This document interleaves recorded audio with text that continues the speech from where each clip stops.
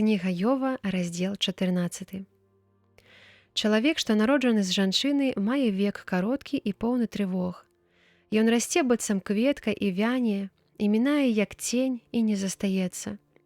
І ты лічыш вартым на такога адкрываць вочы свае і весці яго на суд з сабою. Хто ж можа нячыстага зрабіць чыстым? Хіба ніхто.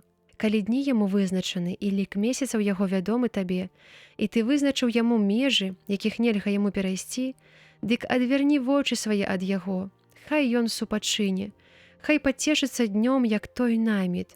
Бо нават дрэва мае надзею. Калі б было сечанае, дык зноў адрасце і парасткі свае пускаць не пакіне.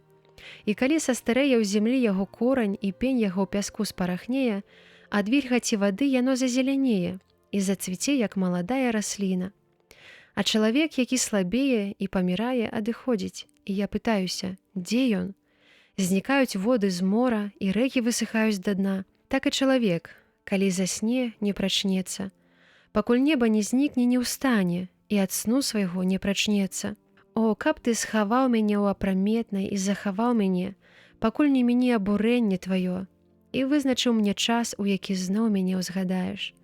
Ці памерлы чалавек зноў будзе жыць? Усе дні маёй службы чакаю, калі прыйдзе мая замена. Ты паклічаш, і я адкажу табе. І ты засумуеш дзеля стварэння рук тваіх. Ты пералічыў бы нават крокі мае, але будзеш ласкавы адносна грахоў маіх. Ты запячаткуеш, як у мяшку, злачынства мае, і выбеліш правіны мае. Але як гара, падаючы, развальваецца, і скала сыходзіць з месца свайго, як вада сцірае камень і плынь падмывае глебу, так і ты нішчыш надзею чалавеку. Ты сціскаеш яго, і ён адыходзіць у вечнасць. Змяняеш твар яго і адсылаеш.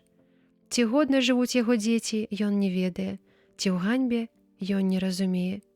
Адчувае ён боль свайго цела, і душа яго ў ім самім ные.